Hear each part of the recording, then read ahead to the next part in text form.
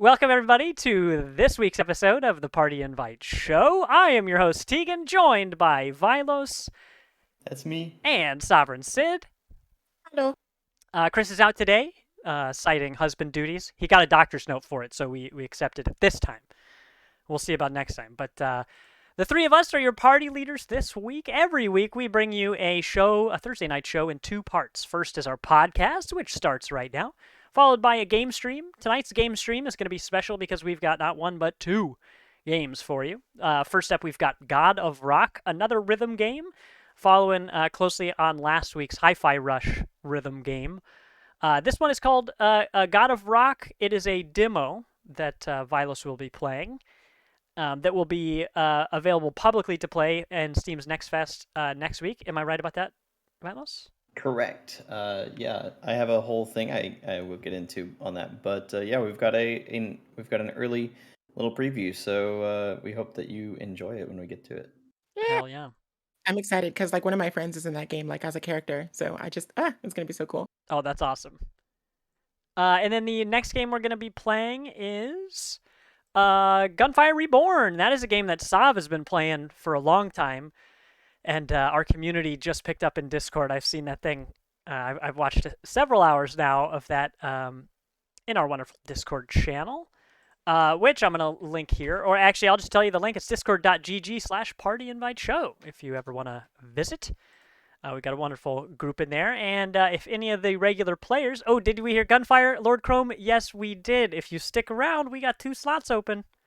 And one will have your name on it. It is first come, first serve, and you're first. So stick around for that. But yeah, that is a 4-player roguelike shoot-'em-up looter. A schluter, as they call. That game, I don't even know when Gunfire Reborn came out. But, I mean, Sav, it was probably at least a year or two ago that you told me about it. Very colorful, actiony, a game that definitely rewards having multiple, a whole team, not just a single player, not just one person playing. But yeah, so those two games, God of Rock and Gunfire Reborn, will be our games tonight. But that's after the show, or that's after the podcast, rather. So let's see. Every show has what we've been playing, which is usually 1 to 2 games that each of us has checked out this week. Sometimes it is old stuff that we're revisiting. Sometimes it's brand spanking new. This time we've got a little bit of both. But before that, the real way that we start this show is by we're going to blissen up. That's what we're going to do. We're going to talk about something that made us smile this week. Gaming, non-gaming, something we experienced, heard, or anywhere in between. Just something that made us smile. And if you want to tell us something that made you smile, let us know here in chat or on any of our socials. We would love to hear those. We could even read them on the show. But I'll get started with a couple things here. Let's see. So we've been on that Overwatch competitive grind on and off for a little bit. The second season is about to come to a close. I did play long enough. I got the battle pass, and I played long enough to unlock Junker Queen's real cool Zeus skin. That thing's pretty cool. She's a cool character. But we've been playing quick play, casual and competitive, just depending on our mood and who's on and stuff. And I finally reached my goal of hitting Diamond 5. Diamond was as high as I ever got. Pew, pew, pew! Yeah, I'm excited about it. Diamond was as high as I ever got in Overwatch 1 before the ranked system got some good, in my opinion, overhauls. Essentially, before you were always swimming up a waterfall because brand new accounts started at the gold tier. So, why? Don't know why. Because there's bronze, silver, gold, platinum, diamond. But if everyone starts at gold, anytime you're anywhere around that, you're constantly playing with people who genuinely don't know what they're doing because they're new players. So you're swimming up a waterfall. It's really painful. Now, everybody starts at the bottom where you're supposed to start, or at least close to it. And you have to work your way up. But once you work your way up, you feel like you're actually playing against people your skill level. So that's where I feel now. I know I can climb even higher, but I know it's not going to happen this season. I just literally do not have time. There will be a little bit of decay, so my diamond rank will go down to platinum 3 or something. It'll fall a few ranks, but no big deal. I'll be able to start well off next season. But I'm happy about that. I know I can climb higher, and the games feel fair and fun. I'm really enjoying that. So yeah, we got our squad. If anybody wants to play Overwatch with us, hop in our Discord. We play on a very regular basis, and we have it's probably the game that we have the most players for consistently. So pop in if that's you. As an aside, the Kansas City Chiefs won, yay, and are going to the Super Bowl. That's fun. We had people over the And other I game know watching. it. Yep. That's Oh, all my that timeline has news? ever been. Yeah. Right. By Oh, Little Smith. you mean we weren't supposed to go? What? It's tough times out there. Oh, actually, hold on real quick. Chat, I'm going to need you to give me some feedback because something weird just happened with my sound. And so I need Vilos and Sav. I need you guys to talk real quick. Yap, yap, yap, yap. Oh, that's much better for Sound. Vilos. I'm talking at you. Oh, you guys are Yes, much yes. better. Okay, we're all good. Sorry about that. Let me just pretend that didn't happen. But thank you very much. Let's see. So yeah, the Chiefs are going to the Super Bowl, which is exciting. Just as a home team thing. So hooray. Up here, the Seattle Seahawks, they're not good. They're not good. And we watched them play on Christmas Eve up here. We went to one of our favorite spots and watched the Kansas City Chiefs versus the Seattle Seahawks. And I wish I could say that it was a good game. The Chiefs sure won, but it was not good football. So I'm hoping, which is a bummer, right? Because it's my hometown versus my new town. So whatever. I hope that I hope the Super Bowl is actually a good game. I'm the kind of guy. Yes, I want us to win, but I just want to see good football. Football. I Good do. football. I just want to see a real game and not a landslide, win or lose. I mean, like this whole thing was how I found out that Travis Kelce had a brother. I did not know that. And apparently he has his own podcast and everything. And I was just like, that's a fine family. I'm just And that was like, how I don't, Sav got into football. oh no, I've been, no, football's my life. Thanks, Mhm. Mom. Thanks. something Grim Reaper. You know. I'll So just drink my juice. yep. So that's pretty much it for me. I mean, the other thing we just briefly mentioned it, but Hitman has a new roguelike mode, which seems to have great reviews, or people have good things to say about it. So that's pretty cool. I don't know when I'm going to be able to play it in the near future, but Hitman's still an underrated game. I think, like, the people who play it tend to love it. I wish more people would play it because that game fucking rules. And I think people are, well, whatever. I could speculate, but more people should play that. It deserves a bigger player base than it has. So excited to check that out. And that's it for me. I didn't smile for any other reasons this week. You can't prove that I did. I don't smile much. Yeah, that's it for me. Sav. That is a perfect segue actually into one of the things I was going to say for my Blissing Up is I got to spend a lot of time with someone in the chat today. Benson, hey. We Hey. actually been hanging out a lot more recently, which is a lot of fun. I always love catching up with Benson and just all of our friends in general. And with the move and everything happening, like just being able to go out and and hang out with people like all the time.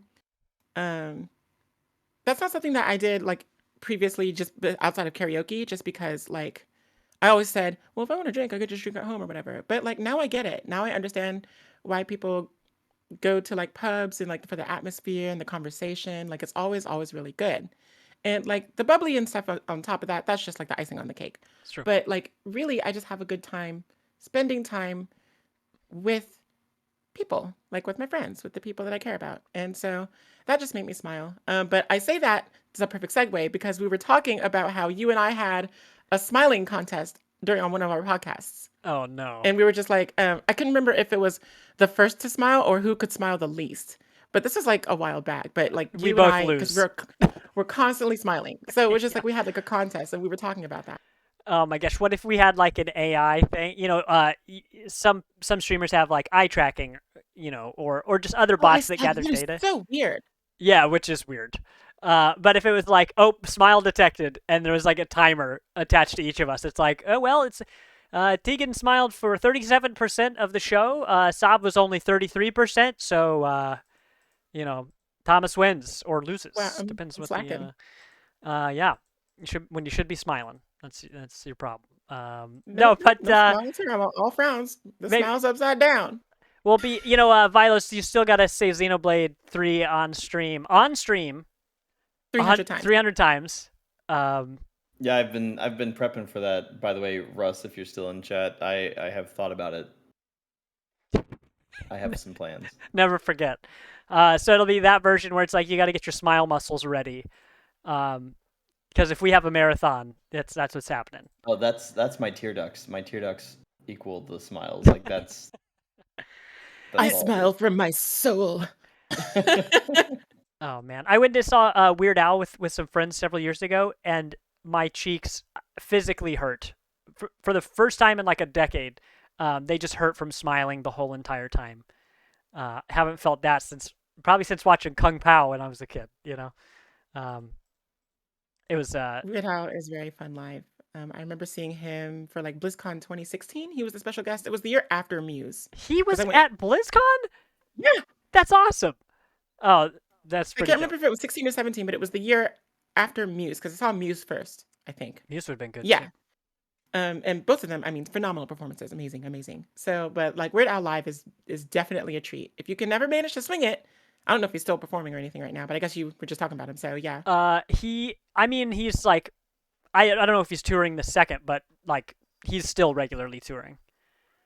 I think Oh, I saw cool. somebody. And then they're about to come out with that movie too with Daniel Radcliffe, so that's gonna be fun. That actually is out already. I need to see it. I saw a Oh. funny thing. I know we're getting off the rails here, but Weird Al tweeted. He was like, "Hey, a bunch of you in Australia have been asking me how to access, how to access the movie because Hulu or wherever it was published, doesn't allow it in your country."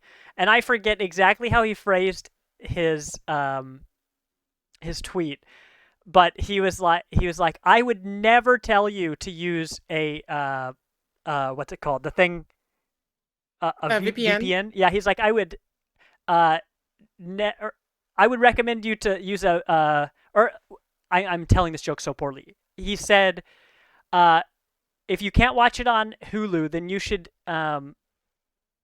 then I recommend a VPN. And then he had in parentheses, he's like, very probably never coming to Hulu. And he was like, here's some links that you shouldn't use. You should stay away from these because, you'd be watching it for free, and I wouldn't get any money from them. And they were just to these torrent sites where you could easily find them. But I really appreciated that because he's just like, yeah, I don't fucking care about your money. He's like, just go watch the thing. It was fun, That's so great. But good for Weird Al. He's a good dude. He'll make you smile. Speaking of, the other thing that made me smile for Bliss and Up was yesterday they had just announced for Team Liquid for the Black History Month. They're doing like what's called the Voices podcast. It's Liquid Voices with Team Liquid, and the first guest on there is one of my favorite people. She's actually an inspiration to me as a streamer and as a Black creator in a space that is normally dominated by the Caucasian persuasion. So Miss Ash Rocks is her name. And so I tweeted out, I quote tweeted, what, like, this is my bestie, you better go support her, blah, blah, blah, so the podcast, all that, whatnot. And then they responded to me, Team Liquid responded to me saying, oh gosh, what did they say? Hold on, I have to pull up. See, look, now I'm pulling a Tegan. Actually, I have to pull up the actual quote. Because I don't want to. I mean, your delivery can't be as bad as mine was, so. 2 exemplary Black creators supporting each other, pleading face. And I was like, Team Liquid thinks I'm exemplary. Hey, this actually is relevant. This Super Bowl is the first Super Bowl with 2 Black starting quarterbacks. Yes, that's true. The first ever. And I saw this great meme that I forget what movie it's from, but it's these 2 actors who I can't remember the name of, but they're well, whatever. They're famous actors, and they're like they're speaking aggressively, but they're only saying nice things. It's like, I hope you do really well. I'm sorry to bother you. It's sorry to bother you. Mm-hmm. Now I've had that stuck in my head the past week. Of just like, how do I say something nice, but just be like, you know what? You better have a good day, or else. You smell good. What is that? Like, this is such a funny clip.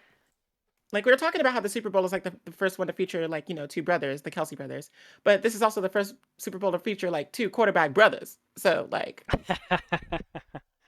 Why don't we talk about that more? That's what I'm saying. So. That'll be the after dark. That'll be after here the show. Vilos isn't saying anything, which I know means, guys, get it together. We got to get back on track. He's the only professional one in this bunch. And he doesn't even have anything listed for Bliss Up because he never smiles. Wow. So Uh, we'll just I have to I move on was anyway. actually just lazy on that one. I will say that I did appreciate and for anybody that's in chat that was part of our team in general, we did have our local our KU Med actually reached out to us. The hand of Extra Life via KU Med reached out to us, and we are getting a cool little LED light thing. So Oh, Ooh. post hell yeah. some pictures of that in the Discord when we get it. Should be sometime in the next week or so. And then you'll be able to see it in real time once it's in the background of my stream. Because Uh-huh. it's mine. Yes. Since you ain't getting those shirts. That's right. I thought I cleaned the shirt last year. You know what? That's another conversation. We'll talk about it later. Like, yeah. But yeah, I think it was really cool, and I was kind of surprised they hadn't done it before. Since this was the year that we actually raised less money, but I think it's one of those things that they saw that we did it for 3 years straight, um, and she Lexi, the person that actually emailed me, mentioned, hey, we'd love to hear your thoughts on collaborating this year. So ooh.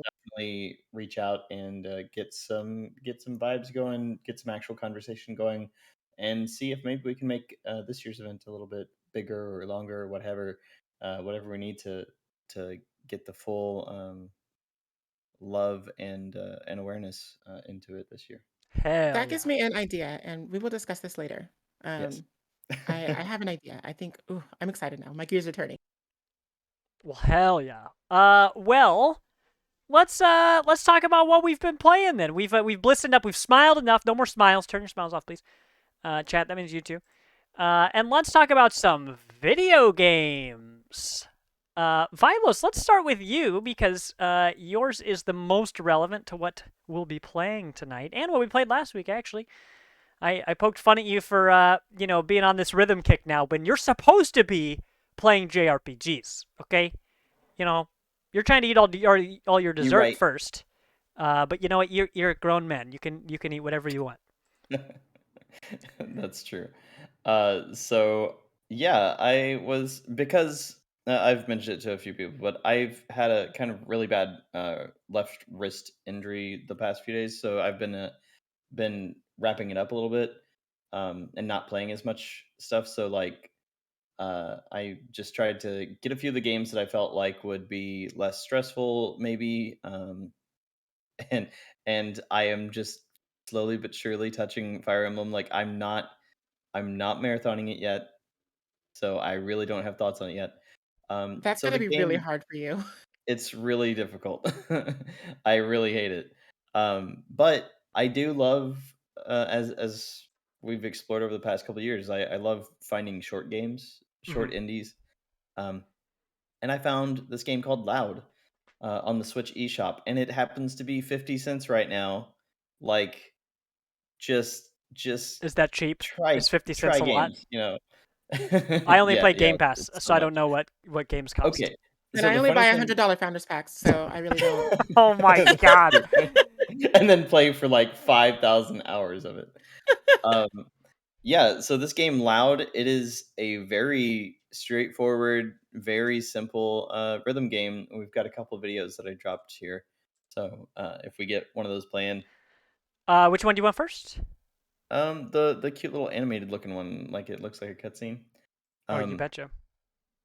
so Loud is very much a teen angsty little story. It's very quick, very minimal story. It's very typical. Like what you're seeing here is the main character has gotten into. I think it's the third stage of the game, where she is uh, officially part of a real band, and she's getting her first tattoo. And I mean, look at the goth lips and the earring. Like she's this whole game is just this girl finding her way through music, and it's very cute, and it's again very simple. The whole thing can be played in like exactly an hour. Oh, Um, really? yeah, it's something like 12 to 15 songs that you can play, and then there's a bonus one once you've completed the game. But it's very simple, and if you go to the next video, that's the actual gameplay of it.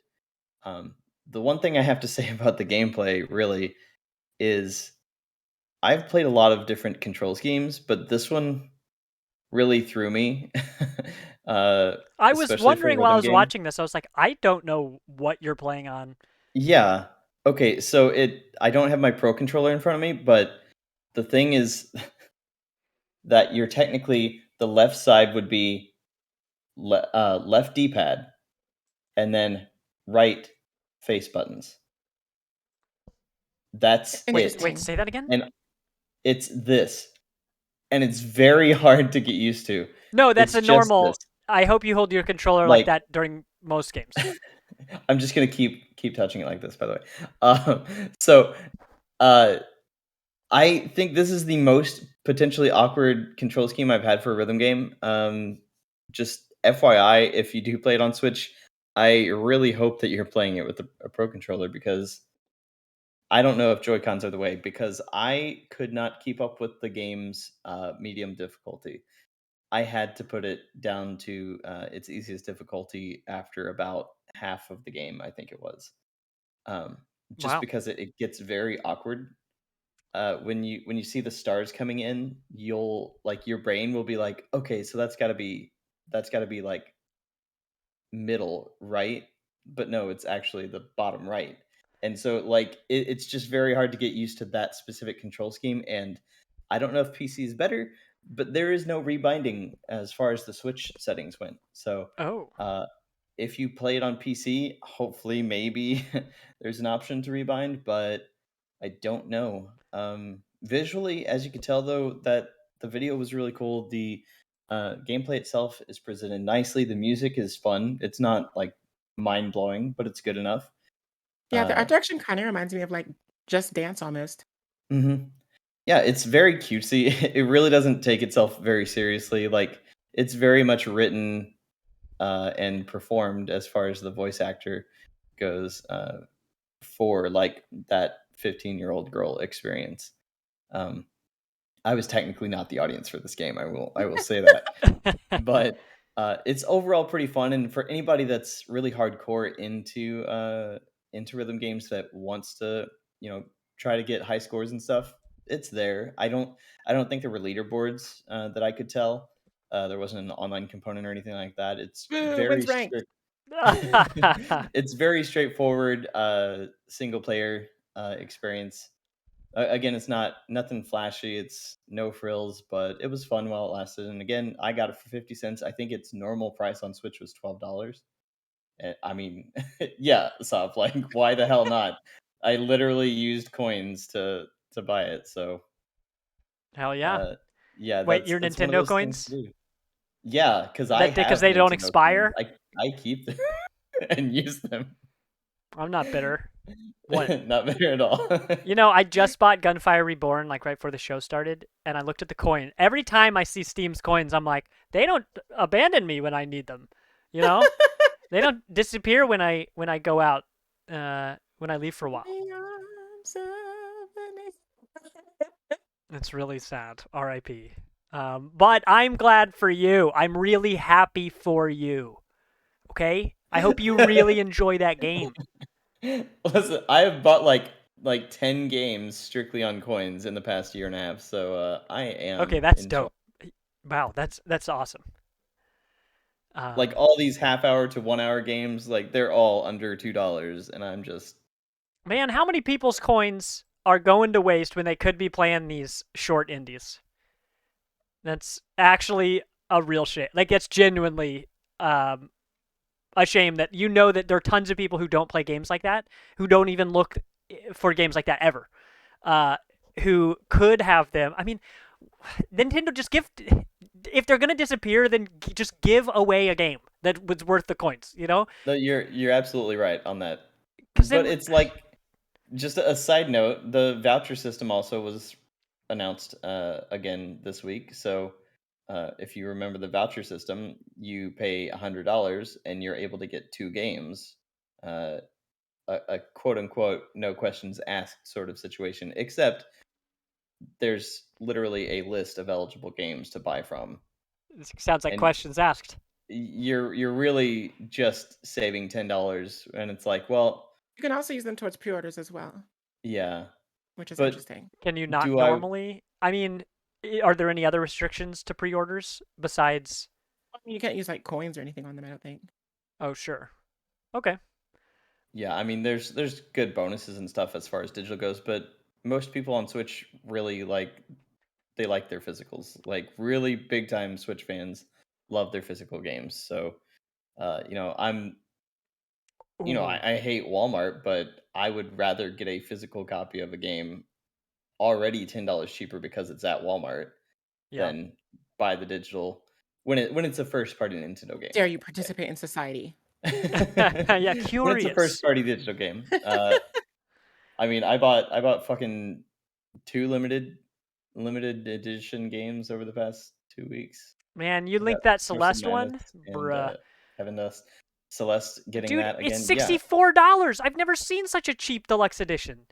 I don't care about collecting stuff, but I'm pretty well. I need to actually talk to Lizzie. I'll be like, hey, I mean, not that like Lizzie ever tells me not to spend my money however I want, but I know that I don't even know if I'm gonna replay Celeste if I buy this thing, but all the stuff in it is so cool.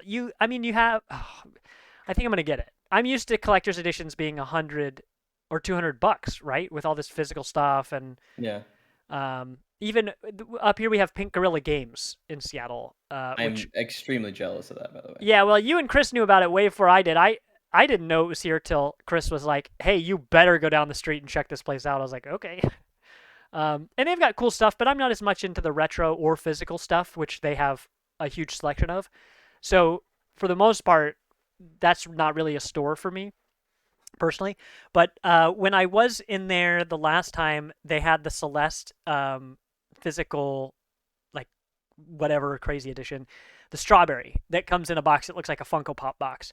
And it was like, I think it was over $200 for just the strawberry. And I was like, oh boy, I sure love that game, but I don't love it that much. I don't love it $200 much. So Yeah, for a 64 little while bucks for that. that game went up to like $400 to $600 for a few months on scalper prices. So yeah, Jeez. we're getting lucky now. Yike. Well, yeah, maybe I'll get that collector's edition that you linked. I appreciate you sharing that, Violet. You're always a fountain of knowledge for those. I mean, literally, you're the one person in my life who always has info on like physical editions of stuff. So I appreciate you for sharing that stuff. Yeah, I'm gonna have to. I'll report back if I pull the trigger on that. I think I will. I sure do love Celeste. In fact, I've been listening to Lena Rain on Spotify. I haven't like gone and dug in their backlog for a while, but they have significantly more music than they did the last time I looked. Lena Rain is very talented and makes a bunch of good music. They also did the music for a bunch of Minecraft stuff. I forget which version of the game and all that, but yeah, they've got some good stuff in there, and I've considered buying, the Celeste vinyl, even though I don't even listen to vinyl, but I want to feel cool because like owning vinyl is actually cooler than listening to vinyl. I think. I know some people would agree with me, but we'll see. Anyway, I'm getting off track here. What are we even talking about? So originally we were talking about Loud. So you enjoyed that game. We were talking about that because you got it on Switch and you bought it with your coins. Or no, this one was 50 cents, you said, right? Yeah, it was 50 cents, but I used my gold coins. Yeah. Nice. What it cost, like 10 coins. You don't have to tell me. But that is a hell of a deal. You beat it in an hour. That sounds dope. Do you know off the top of your head who made that game? I bet I can find out real quick. I thought I had the credits in front of me, but I do not. I Wow, think you're it was a fired. solo dev situation, actually. It was a very small team. Oh, no doubt about that. Loud, my road to fame. Loud colon. Loud All colon. right. It's a fart game. actually. I hope the dev doesn't hear me say that. I didn't mean it. The game looks great. Hyper Strange is the developer and publisher. Uh, what was it? Cubic Games published it on Switch at least. Okay. So they've got a well-known bunch of cheap but sometimes very fun games. Let me read you this tagline when I clicked into their profile on Steam. We're a development and publishing studio founded on the day of the 2015 solar eclipse. We love. That's so specific. It's so specific. They were like, how do we zazz this up? We love metal, 90s pop culture, and classic boomer shooters. Loud and proud, we strive to make your life a little stranger. Good for them. I like that. As far as I can tell, I think this is their first game. Boomer shooters. Yep, boomer shooters. So good for them. I hope they continue. I hope they do great. I hope they Oh make my God. wonderful games. Can Okay. you please? So cool. So that's a rhythm game. And then tonight, Vilas, you'll be playing God of Rock, which I misspelled as I wrote God of War naturally, several times. Had to correct that. So God of Rock, another rhythm game we'll be playing tonight. All right. Well, cool. Sav, do you want to go next? Sure. Let's start with the ones that I'll only be touching on, and then we can go into the first one I have listed there. So the first one I'm going to talk about is going to be the one that we're playing tonight, Gunfire Reborn, which, as Vilas had pointed out in the chat earlier, I've been playing for like ever, and now our community is starting to pick up on it, which is fine. I'm always down to play some games that I've introduced into the world and no one else has ever played it before me. So,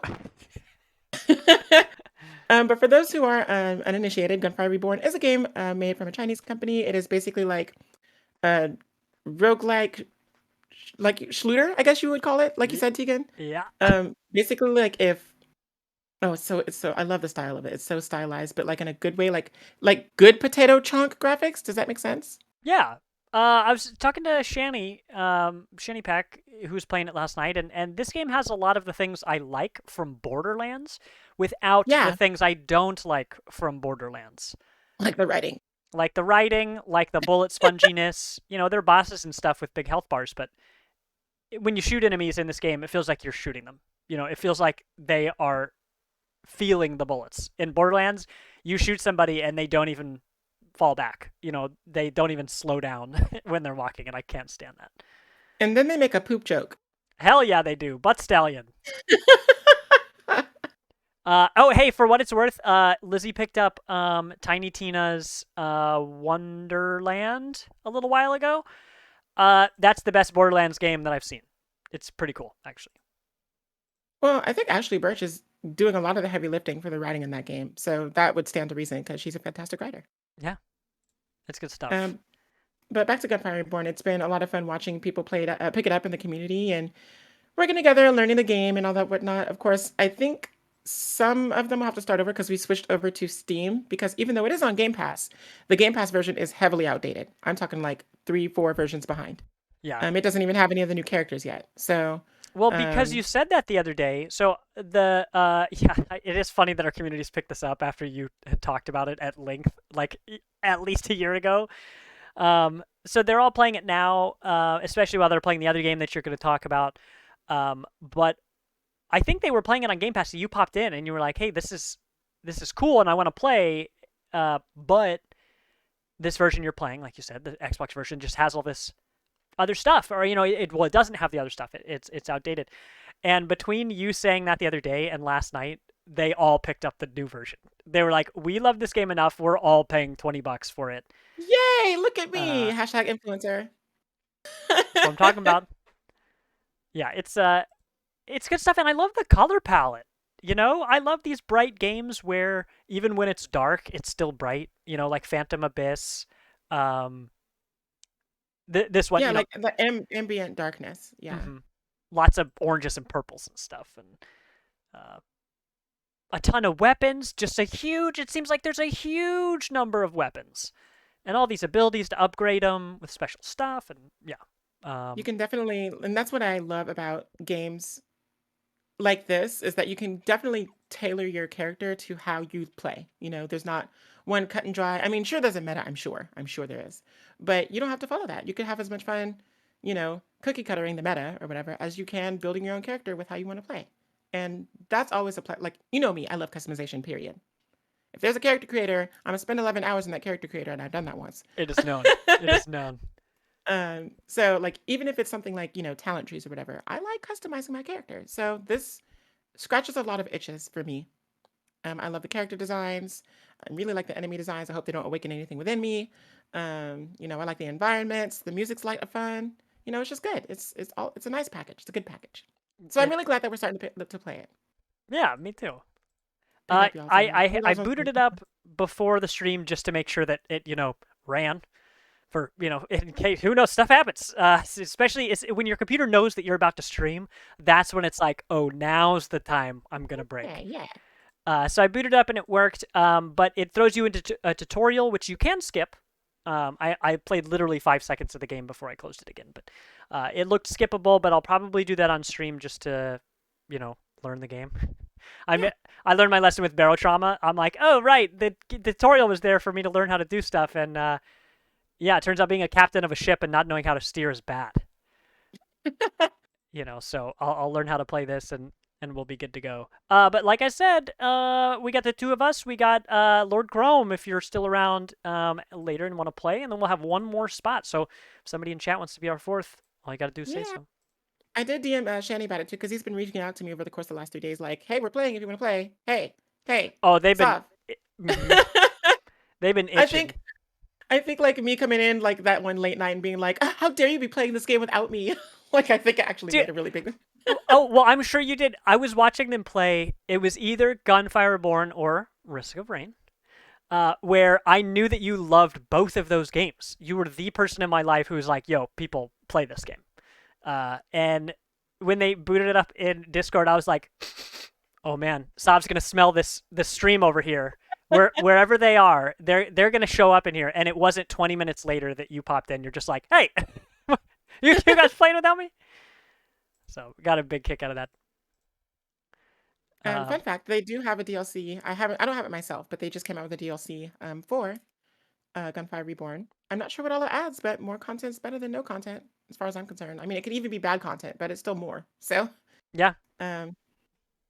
The next game I'm going to talk about actually just announced, like a requel.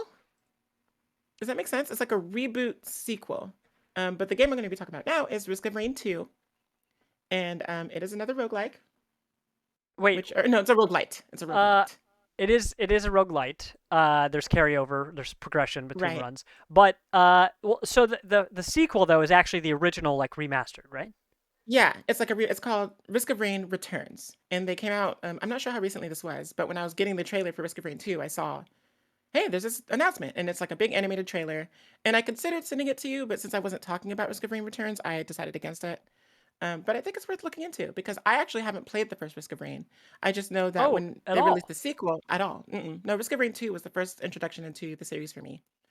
But I do know that the first one was like side-scroller pixel, kind of like Terraria. Mm-hmm. And then when they released the sequel, they made the platform jump to 3D, what we know now in Risk of Rain 2. So I only played the first one, and then I played a little bit of the second one, and I watched a bunch of it. I actually don't love the second one being 3D, personally. Everyone else seems to like it very much. But it's almost too... there's too much going on for me, where it starts to get in that realm I mentioned with Borderlands. I didn't like that you have bullet sponges, or in Destiny too, or in Destiny as well, where you shoot something and you're like, bro, I just shot you with a shotgun. You need to at least like be like, ugh, you need to be like, oh man, wow, you just shot me point blank. That's crazy, and that doesn't happen. And sometimes with Risk of Rain, it's not the boss health bars that I think are too beefy as like a bullet sponge thing. It's that all 4 characters have a dozen abilities that are all proccing at the same time, and everyone's jumping and dashing and exploding all over the place, where at a certain point I'm like, what even matters here? Like, there's almost so much going on screen that I don't know what's significant. There's just so much stuff that I feel overwhelmed by it. I just want this. I want everyone to know that this is coming from a competitive Overwatch player. Just put that And out there. somebody, well, yeah. I love systems working together and stuff. I think maybe it's just that the games that I like that have those things are all like slower or like pausable or something. But when you're playing with multiplayer, I can't keep up with my own kit with all these relics and abilities and things. Then you add 3 extra people, and I'm like, oh, forget it. You guys got to carry me to victory. I got to play support because I ain't doing nothing. But yeah, Risk of Rain 1 I liked a whole lot, but we're talking about Risk of Rain 2. Let me play this video, and we'll keep talking. When did this one come out? This Risk of Rain came out maybe 2 years ago? Question mark. Gosh, it's already 2023, so honestly, I don't know. Time is such an enigma. If you think it was within the past 2 years, just don't even. It's probably 4 years ago. Don't even say it. Yeah. Yeah. How many characters are there in Risk of Rain now? I think I saw like 10 or 12 slots, maybe. I saw that they not just released, but they are coming out with one. I'm not sure like what the time window is on that, but one called like the Void. The Void. Void Corruption Agent? is what's playing on the screen right now. Oh yeah. Okay. Yeah. Here we go. So this is a new character that they're releasing or is already released. I can't remember. They're firing their laser. Oh my gosh! What an old meme. Yep, I'm a really funny guy. I have new laser. hashtag young Right, and okay, so youth. according to the video, it's definitely already out. It came out last year in March. So you sent me this video. What are you? I didn't watch the whole video. I was just like, I need trailer footage right now. Just oh my goodness, that's funny. But wow, this game it's something that you can play on your own. It's more fun with friends, I think. But it's something that you could definitely lose yourself in. It's very like immersive, despite being like something like a roguelite. I don't really usually find roguelites immersive. I find them like I'm trying to think of how to phrase this. Ephemeral. They're there and gone again, and then you restart a new run. Yeah, I guess that's fair. That's a good word. Because you don't spend most roguelikes. You don't spend a lot of time in one specific area, or if you do, the parts of that area often change a lot, maybe. But in this game, if I'm watching Odysseus or any Fuzzy Man Peach, and they're playing this game, they tend to stay in the same level for a long time, right? Like you're really milking that area for its resources. You're not cruising through to a boss and then you leave. You're like, okay, we need to stay as long as we can without getting our asses kicked. Get as many upgrades as we can, and then we'll go to the next area. And so I think it was Fuzzy and Odysseus. They were like, oh, we'll play one more. And their one more was like a 45+ minute run. And I'm like, I remember League of Legends. There's no such thing as one quick game. It does not exist. Well, it only exists if you lose really, really fast, which is possible. Is possible. Yeah. When did you originally play this? Did you originally play Risk of Rain 2 by yourself, or did you play it with people? Gosh, you know what? I don't remember. I feel like I played it with someone, like specifically someone. But now I just can't remember who introduced it to me. Well, there you go. There you go. I have a community to play with it now, and that's all that matters. Yeah, you do. Alongside those two games, which are both very fun in their own right, I do love me some roguelikes and roguelites. Maybe not to the extent that you do, Tegan, but I like a good like little run every now and then, Yeah, I do love them. But more so in the genre that is my comfort genre. I've been playing a lot more DKO. Hey, oh hell yeah! Right. As we know from me constantly complaining about the fact that he exists as a character, they just recently released Wukong. Mm-hmm. And he actually turned out to be a lot of... Oh, hey, that's not the video I sent you. I mean, you didn't send me anything today. I was just pulling the old video. Oh, and that's good. Whatever. This is fine. They actually... I really like Wukong. I love Wukong in this game. He's so funny, and he's actually charming. And I hate this game for making me like Wukong, because now... Every time I'm going to be introduced to Wukong afterwards, it's tainted now. This is the bar for Wukong. You can't just unrepentantly hate on him anymore. No, and that's kind of what I'm afraid about Like, what if there's a game that comes out in the future that makes me like Daisy? Oh, Like, it's scary. what could be I don't know. worse? I don't know. I've lived through 3 years of COVID, so it's not that. Lol. Of course, I Well, mean, not to make light of a pandemic or anything, but I mean, you have to though. You kind of have to. I did find the video that you clearly intended for me to play, which is now playing. So we got our boy Wukong up here. they've actually added a lot more voice lines to the game after they released Wukong. And what really drew me to him, besides the fact that he's a new character, nice and bright and shiny, is he's so punny. But now, and it works for him. It works for Wukong. Does he In say this something context. something monkeying around, please? Actually, he doesn't use any monkey, any puns that use the word monkey. But my favorite one is, What's even the point? the monks tried to teach me about philosophy and stuff, but what did they expect? I failed my aptitude test. Wow. It's so cheesy, but I love it. And then there's one that's just like, I tried to get into AI, but I didn't want to become a computer chimp. Oh my god. Wow, even Tegan's rolling Bruh. his eyes. That means they're bad puns. Those are the ones that someone like. Okay, there are two kinds of puns in my brain. There are the ones that you can come up with on the fly. That doesn't mean that they're simple, but very much like somebody said something and then you riffed off of it. And then there are the ones that you write down in a book. Those are the ones that you write down in a book. Yeah. Like that. Somebody was sitting behind a computer like, yeah, this is funny. I gotta save this one, right? Yeah, you need like the time to like have it like printed out, shipped to somebody, and just have that anticipation of being like, did you read it yet? Yeah, did you get that thing I sent you? It's No. like, oh god, Aziz Ansari's character in Parks and Rec where he tells a pun and he's just like,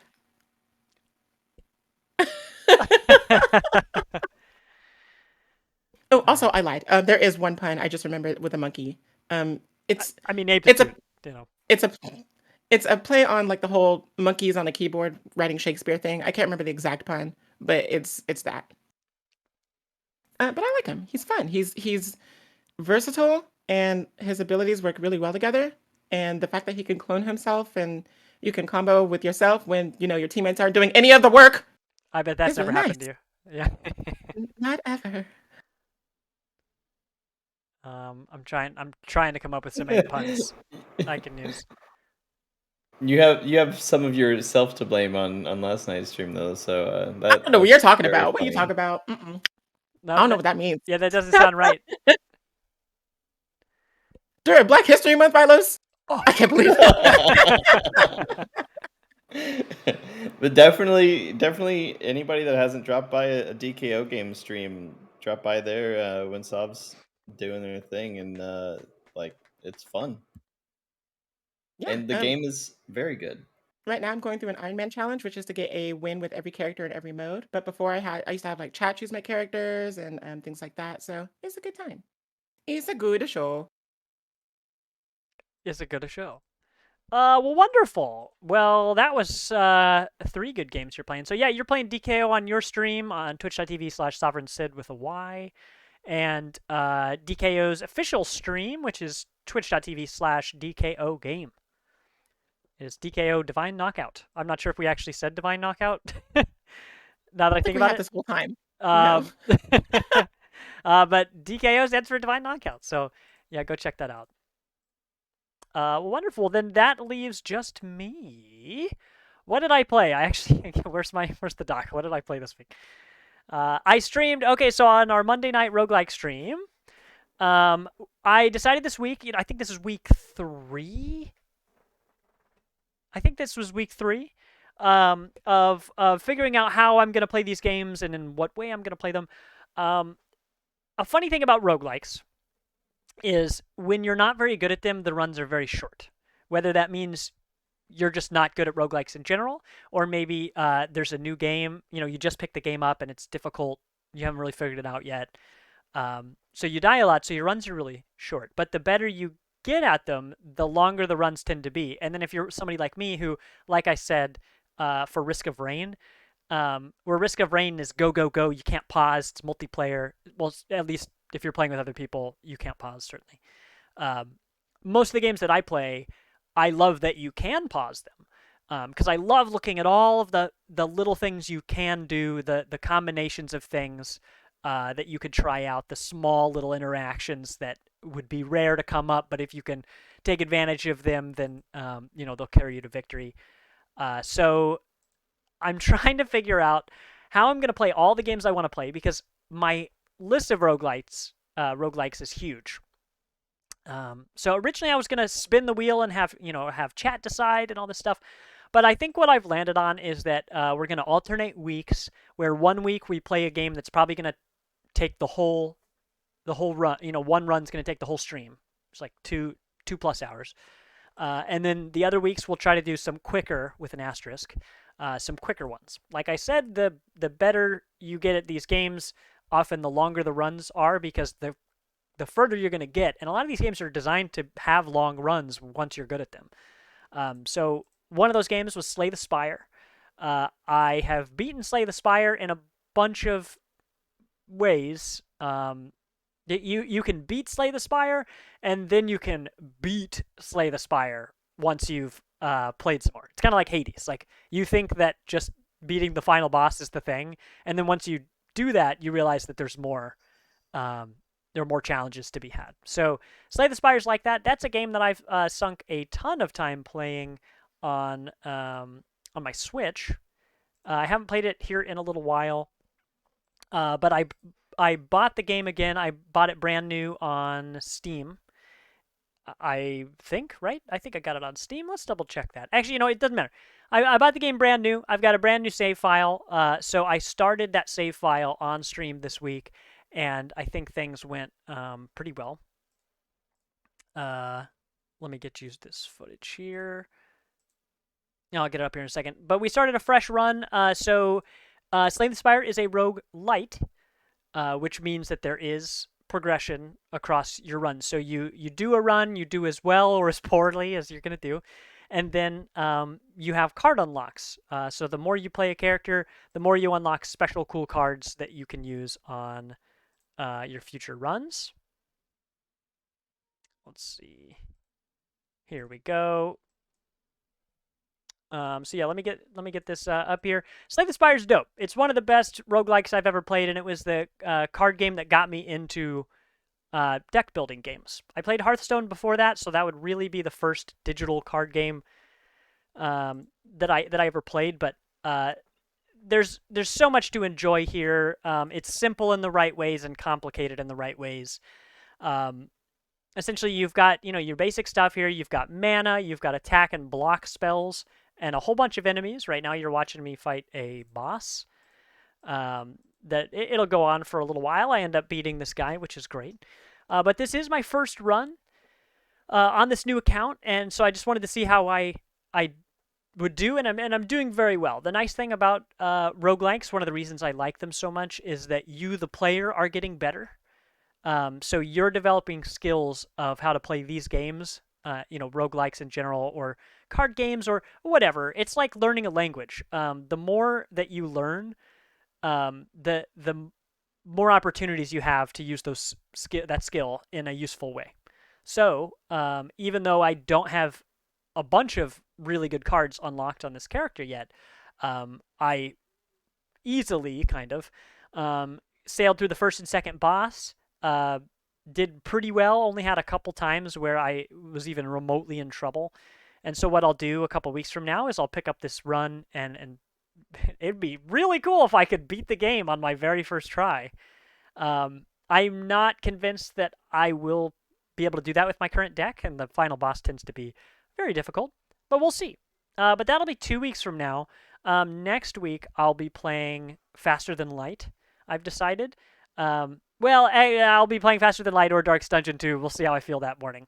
But it'll be one of those days, and each of those games is great because Faster Than Light has extra DLC that I haven't really touched. I've beaten the game once, but it didn't have any DLC on it because I didn't want to complicate things. So if I played that, I would be able to see some of that. And then Darkest Dungeon has had so many updates in the many months since I last played it. That run would also take the entire entire stream, but there's a lot there to enjoy. And let's see, this week we actually rated somebody who was playing Darkest Dungeon 1, so that was fun to watch. Wonderful thing about those two games, they're both great on their own. It's not an either-or situation, so you can play and enjoy Darkest Dungeon 1 and Darkest Dungeon 2. There's not a better or worse version. So, hey, looking forward to playing some more of that. It's been a while. So, yeah, the Monday night roguelike stuff is going really well. If Chris was here, he'd tell you about his Tuesday stream playing Chaos Gate Demon Hunters, this roguelike game. Or not a roguelike game, this XCOM-like game where, death comes swiftly and often. Lots of enemies and explosive things. It's like a tactics game. You're moving around a map. You're taking cover behind things and trying to complete an objective and then extract your squad. So watching that was fun. We talked about it last week, but Chris he's given great names from community members to his soldiers. It's a wonderful thing. We've got, he and I both have a little technical difficulty stuff we're trying to work out, but yeah, the Mondays and Tuesdays are fun.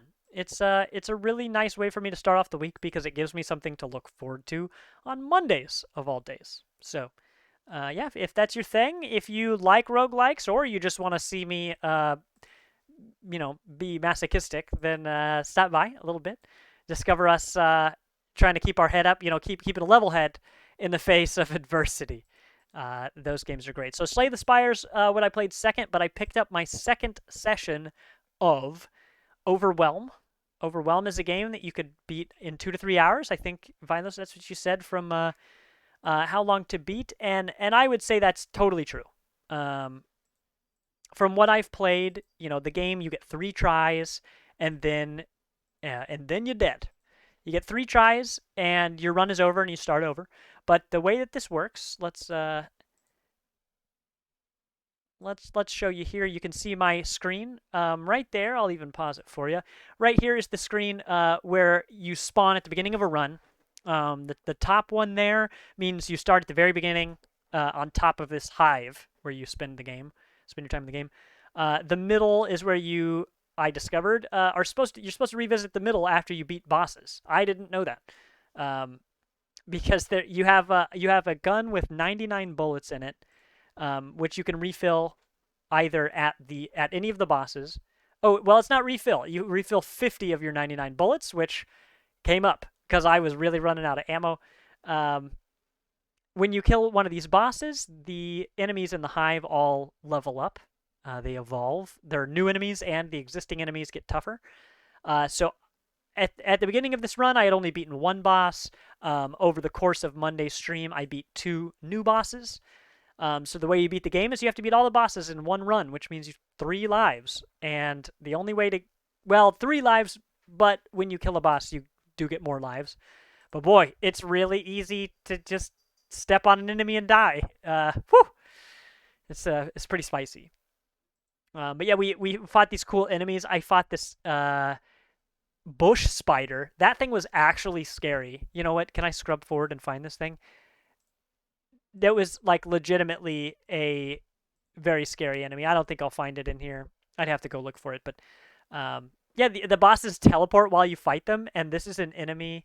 That was an enemy that hides in the bushes and stuff. So when it teleports, even if it's on your screen, you can't see it because it's hidden behind stuff. Woo! Had my heart beating. And then this enemy is like a big old graboid. Let's watch it pop out. I think this was the first time I opened this one. Let me, big boy. Yep. And so it's so grotesque. It's gross. So even this one, it's this huge slow-moving worm. Oh, also it's dark, so I can't see very far. But even this enemy teleports as well. So after you do a bunch of damage, the screen will like glitch out for a second. And then it'll just be somewhere else, and there's no... Yeah, like that. It just teleported. The screen glitches. You don't know where it's going to come from because it doesn't have to obey any of the laws of, like, travel time or anything like that. So it's spooky. But that was good stuff. So that was my second session. I will either beat the game in my next session or the one after that. There's no way that it'll take me more than 4 sessions based on how well I did this week. But yeah, that's Overwhelmed. That game is on Game Pass. I think it's like $10. I'll check on Steam, but fun, simple game. It only has like 2 buttons, so that's pretty dope. I really like the simple set of mechanics and stuff that games like that offer. So we'll beat that. But yeah, next week it'll be either FTL or Darkest Dungeon. Either one, I'm very excited to play. The nice thing with Darkest Dungeon, I might pull the names that Chris has been using on his stream, and name my ill-fated characters just the same. So, yeah, so that is a bunch of stuff we've been playing. Vilos played Loud. Sav talked about Gunfire Reborn, Risk of Rain 2, and DKO, Divine Knockout. And I talked about Slay the Spire and Overwhelm. So you got a nice little spread there. A bunch of roguelikes on tonight's show. I like that. I'm hashtag obsessed. But let's see. So next week we have Steam's Next Fest starting up. That runs from February 6th to the 13th. The list, there's no living list for that game until the day it comes out. After poking and prodding around, I'm pretty sure that's because most of the developers, their homework is due on the 6th, so they don't put everything up on the main page until that day to make sure everything's prepped. But I did some sleuthing around, saw some a nice variety of games. We have 6 that we're going to talk about between the 3 of us. All of them are totally different. I don't think any of them are even the same genre, but none of them look the same. So this is just with some preliminary sleuthing. So I highly recommend, if you're the kind of person who doesn't buy very many games, but you find yourself free over the next week, check out the Steam Next Fest, because really they've got everything organized by genre and all of these different things. A lot of developers will demo one game, but then they'll also show off or put their other games on sale, which is a great way to pay not a lot of money for a lot of high-quality content. So I might start on this one. The first one I've got on here, so I made a list, and I was like, hey, Vilos, Sav, if you guys see something on here, claim it, and you can talk about it. But as soon as I saw Void Train, I knew that I was talking about this one. So we'll get the trailer going here. This game is basically Raft, but on a train, because of course it is. Just like how the game Monster Train is just Slay the Spire, but on a train. This game, you're floating around this inexplicable void that there are railroad tracks on. I don't know. I honestly don't really care about the story. The point is you're traveling between all these different areas. Like, some of the areas you can see look like you're floating in space, and other areas look like you're fully blown in a forest or something. So it seems like there's a pretty wide variety of stuff. Ooh, right now we just saw a pufferfish explode, which is literally something that happens in Raft. When I saw that, I was like, that's it. The squad's playing this one. So this is a game that supports up to 4 players. I am looking forward to playing that with the squad here soon. So this is a demo. I'm not sure if I'm going to personally be able to play this demo just based on time constraints. But yo, community, please, I hope that at least 2 of you get together to try this one out to determine not if, but when we should play this one together. It just seems like it fits right at home with our base building survival shtick, So that looks good. Let me, I got this thing here, so I should read it. Void Train, this is off the Steam page. Become a crew member of an interdimensional express train. Discover a new world full of mysterious creatures, enemies, and places. Upgrade and customize your train, gather new materials, and build better weapons. Play solo or online co-op with up to 4 people. So hell yeah. That checks a bunch of boxes for us, so I hope the game's good. You've got the shooter element that a game like Raft certainly does not have. I'm excited to kind of see what this game has available for us, like what type of game exactly it is, because yes, it is similar to these some other games, different roguelikes and all this, but um, each one is different. And a fun thing about trying games in this type of genre in particular is like 70% of it will be familiar, but that 30% is really where these games shine and where they stand out. So I'm excited to find that 30% and see what this game is all about. Void Train is that one. And I've got another one, but I'll save that for a little bit. Vilos, do you want to go next? The two of those, at least the one. I tell you what, could you start with Wandering Sword? That game, Yeah, as I'll soon as start I with saw that it, I'm one. like, oh, this is 100% Vilos. Um, Literally, yeah. Before that, Tegan, does Void Train, do you know if it has like a shark or shark-like creature that stalks you? Like, does it have a? It's not Bruce. I know that his name isn't Bruce. You guys Uh, keep getting on me about how his name is not Bruce I, specifically, but yeah, his name's Jeremiah. We called him Bruce for a long time, and that's that goes into the party invite lore. It's who calls him what. But I don't know the answer to that. But based on my rule of 70%, 30%, I think that would be the 70%. I would be shocked if this game doesn't have some predator. Well, I mean, we did see. Let's see. I'll pop over here again. The video's going to play in a second. We see something big attack, like some huge floating thing, attack the crewmates, and I would just have to assume that's the shark of this game. Yeah, yeah, that right there. Oh yeah, we only saw it for like 1 second. Yeah, this. Oh, I can't seem to pause on it, but you guys understand. Um, it's like a dragonfish thing. Like a Yeah. space fish. yeah, heckin' spooky. So I assume I don't know the answer, but I assume that thing's gonna be chasing you, making you run to the next area no matter where you go. Which raises the question: why did you build an interplanetary expressway right where the shark lived? But I didn't. I don't build the tracks. I don't build the tracks. Yeah, Uh, that's gonna be hella fun. yeah, I'm Uh, excited for it. Wandering Sword is a game that looks exactly like Live Alive and Triangle Strategy and Octopath Traveler. Like, I haven't looked to see who exactly it was that developed it yet, but it's a tactics game, and it's all entrenched in this like Chinese martial arts.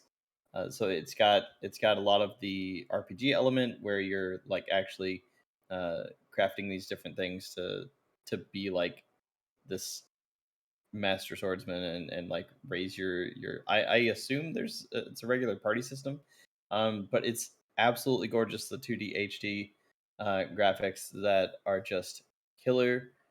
um like there's nothing visually here that says I shouldn't play this. Like, I am This is legally definitely a required to Vilos play it. bingo card. Yeah. Yes, it is. Yes, it is. Yeah, um lots of cool stuff here. I mean, the second I saw that 2.5D thing, um, how do you not think of Octopath Traveler? Like, is there a game that did that well before Octopath? Because Not now particularly. I just forever am gonna be like, oh, this one's like Octopath. No, it definitely was the one that really brought it out. And Studio Art Dink is really who was behind the real uh, crux of like bringing that art style from there to Triangle Strategy, and then just Square is just like, you know what, we're gonna do this for everything. So I don't know how this team particularly got this game to look exactly the pixel perfect perfection here. But as you can see, PPP. there's so many like there's so much depth in the character building. You saw all kinds of skill trees based on the type of martial arts that you use. um, this just looks wild. It doesn't look like it's going to be like an extremely long game, which is a little bit of a surprise, but this is definitely more indie than the other 2.5D games that we've seen lately. Yeah, it I'm looks. looking up the developer now, the Swordsman Studio. Why's it got to be meant? It's crazy like how similarly it replicates the Octopath slash Triangle Strategy aesthetic, because you could make a 2.5D game and not have it look like those games. But Exactly. they knew what they were doing, I think. And I'm not saying that in a Oh, bad way. I'm just saying, like, yeah, for sure. Because like even triangle strategy is like 2.5 kind of, but it's more isometric. Where this takes like a side scroller approach, which I haven't played triangle strategy yet, so I don't have firsthand experience. But the like side scroller element of it, I think, is more appealing to me, because you only have like a limited number of things to look at or like to interact with. I think it's just easier for my brain to process how the world is set up, um, when you can only move in such a limited number of directions, which I say in a good way. But I don't know. It's just very striking, and there's a pun for you. It's very striking, and I wanna see more. So again, all of these are on Steam's the Steam Next Fest demo, which starts next week on the 6th. Which day is the 6th? Tuesday? Monday is the It's Monday. 6th at 10 a.m. I remember it said. So hell yeah. Do you think so? Obviously, that's a Vilos type game. Do you think you'll try that out? I will absolutely try it out. Maybe maybe this will count as another JRPG for the month. No. I mean, I'm looking right now at some of the clips that they put on their Twitter, because just FYI, it's such an indie team that like they don't have shit but Twitter. It seems like uh, Twitter and the Steam page. But yeah, Wandering Sword G for some reason is their Twitter handle. But they've got probably for a game, maybe. I guess so, yeah. They've Why got why a not GG? Who knows? they've got a cute little clip of your party walking around, and there's like wild boars or buffalo or combination of both, like just in a field following your party in this cute way, and Chilling. it's just mind blowing the quality of graphics that these people doing 2.5D stuff is putting out. It's you can't lose with that style for sure. Yeah, I'm here for it. Well, cool. That is Wandering Sword, not the Wandering Sword, just Wandering Sword. Let's see. I did you paraphrase, but I'm gonna read off the Steam page. Wandering Sword is a Chinese martial arts RPG where you play a young swordsman caught up in a feud and nearly dies. I'm just gonna. Escaping the event puts you on the path of pursuing the highest form of martial arts and exploring the pugilistic world to become the great hero you were always destined to be. Oh, hell yeah. Finally, a JRPG that allows you to become very strong at the end, become a great hero. Wild. Are there got to be JRPGs where you become the villain, right? Like there's got to be one where, Well, well, I mean, I guess it's not choose a your own. JRPG, but like Streets of Rage, you can do that and that. Yeah. You can actually choose to side with like Big X or Mr. X or whatever his name is. You can choose to side with him, to not side with him, but then not fight him, but then and then to fight him. So there's like three different endings that you can do. And this is the original Streets of Rage, not the remake, not four. Well, maybe when I play Triangle Strategy, I'll just try to make everyone very unhappy, which, by the sounds of it, might be easy. Uh, it, uh, Isn't you that like can the golden path? Like you have to like so destroy a village or something? the one thing I will say to help you on that quest, side with religion, side with faith, Tegan, side with faith and see what happens. hey, Faith never hurt Uh, anybody. I don't understand how that could be associated with villainy. It bad. Although when I played through Rise Eterna last week or last month, that one you also do have. You don't even have an option. You actually murder straight up entire villages.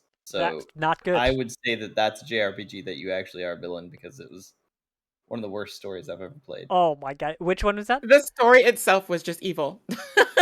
Yeah, Rise Eterna. Rise I Eterna. I'm gonna share more images and videos of it later because I saw them on my Switch today when I was getting this loud video. I'm like, man, like I screenshotted for a reason just because it was so bad, but like to get party members, you literally kill the entire village of farmers and random people that are harboring your party members, like they're completely innocent people, and you What's the literally problem? just murder them. So Like, basically, you come across a village and you're like, "Hey, I want you to travel with me," and they're just like, "I don't know if I like that idea," and then you just destroy everything they love, and you're like, "Oh, well, now you don't have a choice. Where are you gonna go? yeah, Where are you gonna live? How are you gonna eat?" That's right, you come over here. literally, Like, Uh, literally solved, and the game does not explain it any better than you just did. well, Violet, I'm about to full screen you to show off your shirt because if you showed up, they'd be like, "Hey, you wanna hug us, right? You wanna be our friend?" Yes, No, we're burning. We're burning. this yes, is fine. absolutely. Yeah, this is fine.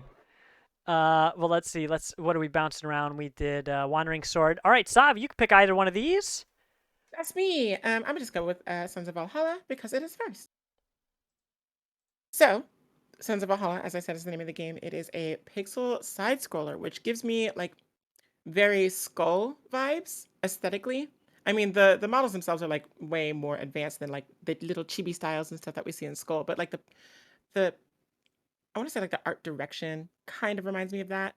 It could also be reminiscent of like Dead Cells or Blasphemous, things like that. These are the kinds of things that come to mind when I see the game in action.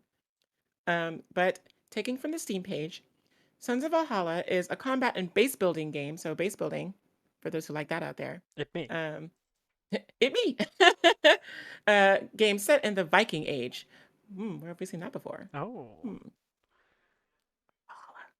I mean, not Valhalla. Valheim. right. It's got the name. Yeah, yeah, yeah. That's right. Build fortresses and lay siege to enemy strongholds. Gather warriors and board longboats. And engage in personal combat as you raid and conquer across England. You know, as you do. As you do. Like, look at this. Look at this art. Man, I like It's that. so Ooh, let me nice. back up to this one. Oh yeah. Oh baby, look at this one with the clouds and the moon back there. Oh man, Yeah. that's the good stuff. Like this, at first glance, I was like, I don't know. Base building, like I like base building. Y'all saw how crazy I went in Valheim with my 3-story mansion and blah blah Man, blah. Sav, so when are you gonna play one of these base building games with the squad? You know? Uh, I don't know, 'cause it's that same problem that you had with it, where it's just like everyone is like when people progress without you, then you feel left behind and there's like no motivation oh to man. play. And that's what happened with me with Valheim. And I was like, well, everybody's already unlocking everything. There's no sense of discovery for me anymore. And that's why I stopped playing. I hear So that. Oh as my! soon as we find a base building game that doesn't do that, I will play with the squad. Well, I Did, tell That's you not what. Minecraft. That's not Minecraft. That's not Minecraft. Uh, did you see the Twitter handle for that game, by the way? I didn't. What is it? Oh no. Okay. Well, I guess we're watching the video again, so we'll see. It's just Um, at the end. It was really funny. oh my It was gosh. what is it's the name of that game that you played, uh, Tegan, that took place in like the snow? It was a Viking side scroller game too. Uh, Um, Unto the end. Until the end. I'll double Okay. check that that's right, but it's very very close It's to that. If that's until not the something. Yeah. exactly. okay. So the Twitter handle is sov_game. No way. Lol. No way. What? Well, because it's Sons of Valheim. I mean, Yeah, you know, Sons of That Valhalla. Yeah, is or yeah, good. that's Sons of really Well, funny. Valheim. now Oh boy. Well, the funnier thing is that it's not even a rip on Valheim. Totally forgot about this until the video came up. This game has been criticized already very heavily really? because it's Kingdom Two Crowns, Okay. which So when has its I own Viking thing. so I watched. I assume it's that game. I watched Stream Noodles. Who used to stream a whole bunch. Very valued member of our community. Play what I thought was this game until I double checked the release date, and I was like, "Oh, I thought this was definitely that other game," which I didn't know the name of, but I think it's the one that you just said. Yeah, definitely looks identical to that game. Like not similar.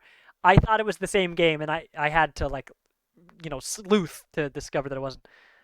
I mean, between this looking like the Kingdom Crown 2 and then Vilus's game looking like Octopath Traveler, like what's going on with 2023 so far with the indie I mean, studios? Like, Void Train hello? is just raft with trains. Like Right. Oh my God. that's a What's wrong with pufferfish. that?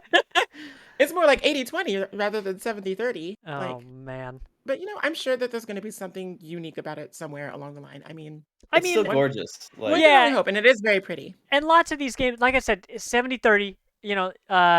Or yeah, 80-20.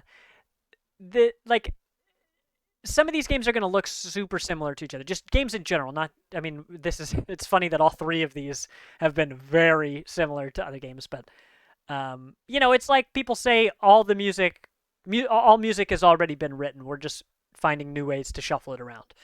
Um, at a certain point, that's what games become because your inspiration is those other games. Like once you've been exposed to those, they have creatively affected you. You can't just cut those out of your head. It's sometimes it can be problematic. You'll see different creators like accidentally plagiarize basically because they thought they were making something similar when it turned out they were pretty much making the same thing. So I would say that the criticism for all of these really would be founded, but I wouldn't say that it's enough yet for me to say they're not worth playing. Because we don't know that 20 or 30% that could really make it stand out. And if it doesn't stand out, then that'll be the end of that, probably. Because if it's similar enough, the other one's probably better. Right. But we'll see. These are all indies. Steam's Neckfest is all about those indies. I mean, even the bigger games like Tinykin are still made by tiny studios. Which is just Pikmin. Yep, it is just Pikmin. 70-30 Pikmin. But oh, you know what? Boy. It's Beanmouth Pikmin. We love the Beanmouth CalArts art style. It's good. Beanmouth Pikmin. Oh, Beanmouth Pikmin. Oh, jeez. And I will say inherently there's nothing wrong with saying, I like that. More of it, please. You know what I mean? Oh, I totally know what you mean.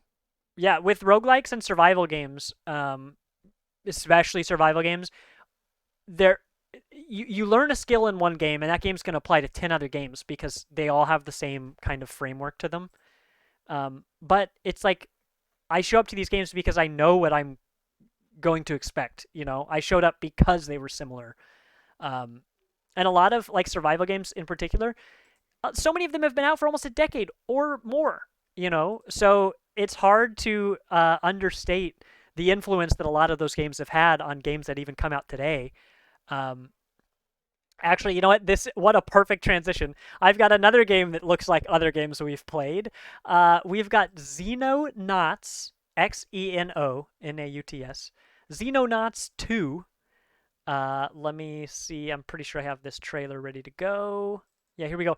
This game is just XCOM meets Project Zomboid. So check this out. You've got your XCOM stuff, but look at this. This is Project Zomboid, which really means that it's just The Sims 2, or whichever one it was.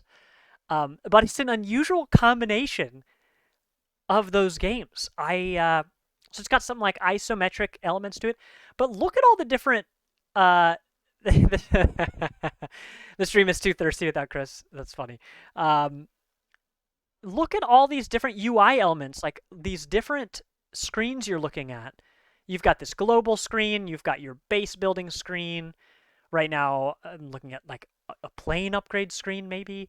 And then there's the on the ground one that looks like Project Zomboid and all this. So when I see this, I assume that it's going to be a pretty janky game. I don't know that, but I just know that XCOM games tend to be rough around the edges. This also has that old aesthetic, which tells me that it's probably going to be simple in a way. Oh, you can rotate the camera? I didn't notice that the first couple times I watched this. That's actually pretty cool. But yeah, I just assume that this thing's going to be rough around the edges. But we'll see. Never heard of this game until I went sleuthing. But if it delivers on its promises, this seems like it could be pretty cool. Yeah, we got a little bit left in this video. So yeah, this is Xenonauts 2. Wage a global war of resistance against an alien invasion. Command turn-based tactical battles. Build a network of covert bases. Directly control your fighter wings and achieve strategic victory in a simulation of asymmetric warfare against a technologically superior foe. That was basically one long sentence. Woo! That was a mouthful. I hope they trained their soldiers to say that stuff because that was a lot. But there's a lot going on here. I'm almost curious how much they can even fit into the demo, or how much you could reasonably experience in the demo. More like, but yeah, just following our theme, our pattern here of games that are just like other games we've played. Yeah, XCOM meets Project Zomboid. So Xenonauts 2, I hope it's good. That's really, I mean, this trailer's got a lot in it. So I mean, I don't know what else there is to say, but it looks cool. That does look more interesting to me than Zomboid does. Uh, the only thing that stood out to me was just that like the alien art was just odd to me. I don't know. They have there's such a weird Violets, they're line. born that way. Like, There's such a weird line between like look at the realism and then when you get to the alien the alien dissection part, like Oh, they just it's look a like hell yeah. comically Oh, let's. different. I don't know. It's so Well, I funny mean, look what at they this do with guy. the art styles here. I mean, this maybe is. Actually, Fire wait, Emblem Heroes, where like each character has like their own different artists or whatever. did we have Oh an yeah. Odysseus on screen just for a second there? Because Oh my gosh, what back here? Oh, the scientist. Oh, did you not? Yeah, oh let's go. wow, and we didn't even tell him he was going to be on the show. Incredible. Oh man, that's good. Um, yeah, I mean, on its surface, Zomboid is like completely unappealing to a lot of people, and I get that. But yeah, this definitely has like a lot of art styles going on within it. Um, yeah, I would just wonder how this game was made. I don't know anything about the developer. Actually, I'd have to even go and look up who they were again. But yeah, I'll look that up while one of you guys talks about something. But yeah, that's pretty much all I have to say about that. But it looks cool. Um, apparently, it's the second, Xenonauts 2. So apparently there was a first one. Huh. I don't know, but I would like What that if there though. wasn't? That would be so funny. Oh, their first game ever is Xenonauts 2. That'd be good. Got to take advantage of that SEO of the number 2. Yeah, big. That's right. Okay, then let's bounce back to Vilos here. Yeah, I'll do Minico's Night Market. Which by the way, this little blip here I noticed is also on the Switch page and grammatically it doesn't work, but I need to say it all in full because it's so funny. So Minico's Night Market is a narrative driven social simulation adventure game that celebrates Japanese culture while encouraging players to craft, eat, and ultimately enjoy all the cats. Oh no. Which, where does the comma go? Are you eating the See, cats? I'm reading it via the commas, but it says ultimately enjoy all the cats. Like it's There should be a comma after ultimately. It needs the yeah, Oxford comma. yeah, and looking through on the Switch and everything, it still does not do it right. But I mean, it's they just said what neither they here nor said. I don't know. there. So if you This eat could have like a cats in this dark turn game, in I'm it. so sorry, but Oh, this could easily have a dark turn in it. but it looks super cute. This actually reminds me a lot of Beacon Pines in a way, Hmm. which, as you guys know, was one of my favorite games of last year. Super big into it. The whole thing is that it's like part visual novel and part just social. The social simulation part of it is really just talking to people, right? So, talking to people, learning about these different kind of cats. The whole thing is that they're worshiping the sun cat Abe. There's a myth that like you talk to your cohorts about and try to reveal whatever mysteries are there um, because there's secrets and there's puzzles and all this. And you're trying to restore this quaint little village to something greater. Like it just seems like it's going to be a fun time. Very low stress. I'm quite sure. Uh, physically and emotionally, it's going to hit all the right notes. I think. And as you can see, these like agents are are caging these cats. Like, come on, They're this definitely is responsible adorable as hell. agents. No doubt. They look like Yeah. they take their jobs very seriously. And she's not feline. Wow. Huh? Huh? See, that was type 1 of puns. I'm not writing that in a book. Um, so Yeah. yeah, there's even a longer trailer on YouTube with gameplay. This trailer specifically is from Switch. I think this trailer's 3 months old, which would lead me to believe that the game is out, but I don't know that. It is not. It's the reason why it's in Next Fest is that it still doesn't have an actual release date. Um, but it seems like it's relatively short. But they say What if this game was 80 hours long? they say hours of exploration and 4 seasons to experience across the vast island of Mount Fugu. What do you think? 10-hour game? 8 to 12-hour game? I would say 10 to 12, yeah. Let's But enjoy the whole we time. should Yeah. we should bet on that when we watch these trailers. We should just be like, based on the trailer, how close can we get the time to beat without looking anything up, and then test that. But we can only do it before those things exist online. Yes. That'd be a fun little game show. Oh shoot! You know what? If Shanny was in here, oh Shanny's in here. Hey, what's up, dude? That's funny. I would say that'd be it's a fun version of trivia. I don't think you could take it in person because it's a little niche, but guess the time to beat based on these 1-minute trailers. That'd be a fun little show. Maybe someday. You do get to cat race in this game, Oh! according to the Switch eShop. Wow. Race or raise? Race, and I assume raise as well. It says play and compete in a variety of night market games like themed parades, cat racing, and stage performances. So there you go, Sub. There's your part. Stage performances, I'm So sure. you're willing to tell me this is what you're telling me. This is what I'm hearing from that description is that some indie company made a child garden I can take with me anywhere I want before Sega made their mobile child garden. That's what I'm hearing. I think you're hearing it right, yeah. I think you're hearing it right. I'm simultaneously like furious and also like I want to play. Well, let's see what's next. So that's Miniko's Night Market. And then the last one we've got on this list is yours, Sav. Proto Droid Delta. Delta is spelled capital D, lowercase e, and then capital LTA, which I assume will be an acronym. Delta. Delta. Let's get this this trailer up here. It's very flashy. Very colorful again. Hold on, I'm having trouble with the video real quick, but let's see. What's this one say? Do you want to read it? The Steam So, just at a glance, it's very like it's a hack and slash like sort of dealio, which y'all know I'm about. So this is already like on my bingo card. I saw the trailer for this and I was like, "This is mine. It's mine." I snatched it right out the list. So, reading from the excerpt, Protodroid Delta.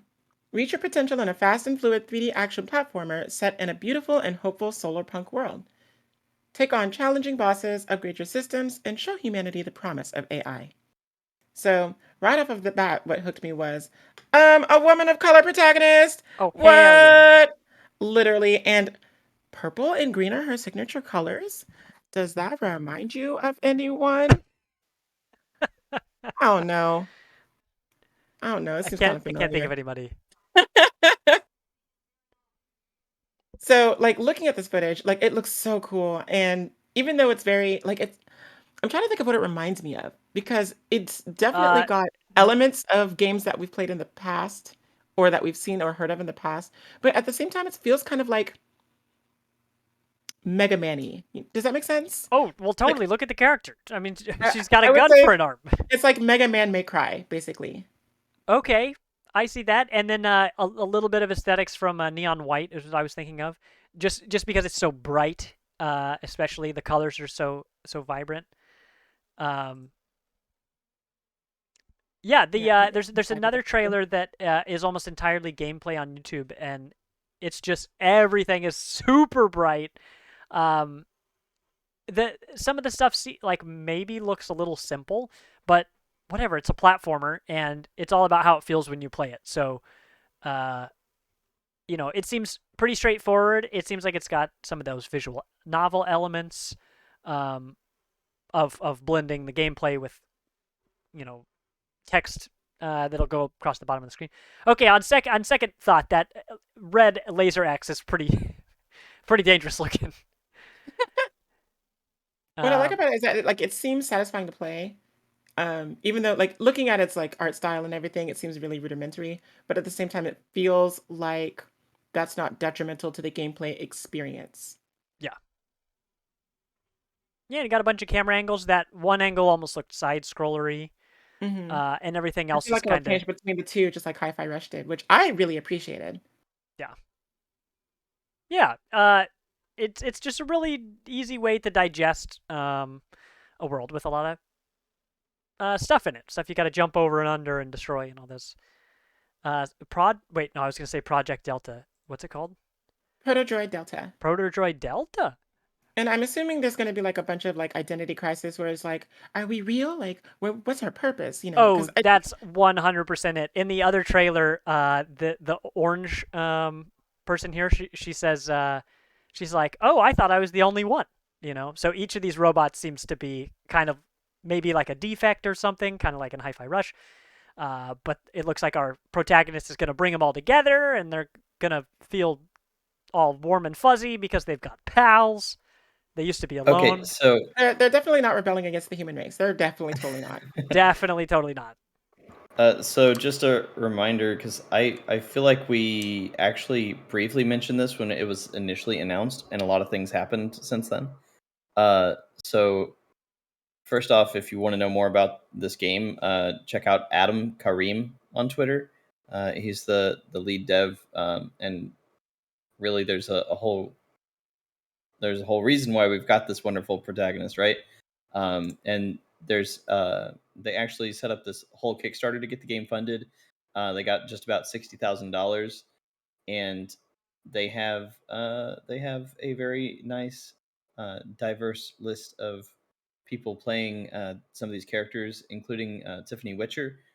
Some people might be familiar with her as a big VTuber. Um, but yeah, I'm going to drop the Kickstarter link here in chat for everybody to see more info on it, because there's a lot. This is going to sound like an impertinent question, but like, were there like any white people in that trailer? I don't Uh, think there was there's one. there's a There's robot that's one, I think. white. Like an Yeah. olive. Well, he was like an olive skin. I would be like, I mean, I guess Greek is white, right? Oh, there was. Let's see. There's one white voice actor. Just There's throwing it one. out there. There's one guy. Oh, NREs is in this, by the way. Who? What? So Who is yeah, she? Who does she play? I don't have a character name, but it's on the Kickstarter. If you go to Oh my that link. god. Okay, that's it. That's it. I'm getting it. Where's the $100 founders pack? Where is it? I need it. I need it in my life. That Oh. just Actually, the Kickstarter had a whole lot of stuff. I didn't check to see if there's actually a possibility to still get any of them. I don't think there is, though. oh, I hate that when I come across a game that I super want to support and like give all my money and get all the rewards for, and it's just like, oh, by the way, you missed the window. Oh yeah. Let me give you my money. Well, that's a lot of games. That's 6 different games, all very different from each other, from Steam's Next Fest, and that's not including the hundreds of games that we'll see when it actually launches on the 6th. So that's from the 6th to the 13th. We've discovered some really good games in there. We've discovered some not so good games there, but playing them has been a really good time. So I really recommend if you're somebody who likes playing, short experiences, who isn't worried about spending some time in a game and then never playing it again. Steam Next Fest is really great for that. Being able to try out games that either aren't on PC, they're maybe out somewhere else, or whatever. There's just a lot of stuff to choose from. So yeah, the games we talked about in the correct order were Void Train, Wandering Sword, Sons of Valhalla, Xenonauts 2, Miniko's Night Market, and Proto Droid Delta. That's how you say that one. So go check those out. Hopefully you saw something you liked in there. But yeah, there were at least 3 of those in there where I was like, oh, yo, we gotta get some people in our community playing this, because it is right up their alley. So wonderful. Maybe this time next year, Steam will reach out. They'll be like, wow, you guys love us. Can we sponsor you? And we'll be like, maybe. We'll think about it. We'll have to talk to Game Pass first. Exactly. One at a time. One at a time. No autographs, please. Okay, well then that, I think, is just about a wrap on our show. Let's see, what have we got? So, this is very exciting for us. This is our 99th episode, which means next week is numero 100. We've been building towards this for a long time. Yeah, I nailed that, didn't I? this is really exciting. You know, we've been doing this for a long time. We've come a long way, certainly, on the evolution of this show, the evolution of our community, the things we post, the people we play games with, and the games that we play. So for our 100th episode, we are looking for input from you guys, all of you at home. If you've ever had a positive experience in our community, maybe you liked a video, maybe you liked playing with people in our Discord, maybe you just enjoyed hanging out on our Facebook group, wherever you like to enjoy us on the internet. If you've ever had a positive experience, we would love you to send something in to us. You can always DM me across all of our socials. You can drop something in our Discord, or you can also drop an email to us. Vilos, what's a good email for people to send stories to? Contact at partyinvite.games. Oh, hell That yeah. is the email address. The That sounds email super address. official. It Look at that. does. So, yeah, hit us up at contact@partyinvite.games, and we would love to read those all on the show. So instead of doing what we've been playing on a party topic like we usually do, the entire next episode will be dedicated to your stories and ours, kind of a reflection on where we've come and where we're going. I'm really looking forward to that. The week after that, I'll actually be out of town, so woo! But then the week after that, episode 102, if we don't take a week off, Pentiment will be back. We did not abandon that game. We just needed to take a little breather. But that's what's in store for the next month. If you want to go see our Pentiment videos, you can visit our YouTube. We've got those lined up for you. We've recorded 4 episodes, I believe, and they were a lot of fun. So we'll get back together after that. We'll get the community in here, and we'll finish up that game. I'm excited to see that. So yeah. Anyway, episode 100. Send us your stuff. We would love to hear some good stories, but we can't read them on the show if you don't send them to us. So, talking to you out there. What else is good? Oh yeah, I do want to remind everybody. We talked about it earlier, but we do have our new streaming schedule of Mondays and Tuesdays. So Mondays, we've got me on roguelikes, a whole bunch of them. I got a whole slew of them and way too many to play. Way too many to count. But that's on Mondays. That starts around 7 o'clock Pacific, my time, which is 9 o'clock Central to all y'all. Means it's a late night stream. We've gone past midnight Central time a few times. Then on Tuesday, Chris starts. He streams whatever he feels like, really. But lately it's been Chaos Gate Demon Hunters, which is a Warhammer 40k game. It is an XCOM-like tactics game. That one is a lot of fun with wonderful names. That starts at 5 Central, 5 p.m. Central on every Tuesday. So check that out. And then we're here every Thursday night at a regular time of 5 o'clock Central. No. What time is this? 7 o'clock Central. 5 o'clock my time. Oh, gosh, it's confusing. What am I doing? But every Thursday we're here for that. So this is wrapping up the podcast, and I'm excited to move towards our 2 games for tonight, starting with Avilos on God of Rock, followed by Sav and I plus Community on Gunfire Reborn. So I hope you stick around for that. If you're watching in the future, check us out on YouTube. You can find everything there. But thank you, everybody, so far. I've been Tegan, that's been Vilos, and that's been Sovereign Sid. We'll talk to you later. Bye. Bye. Later.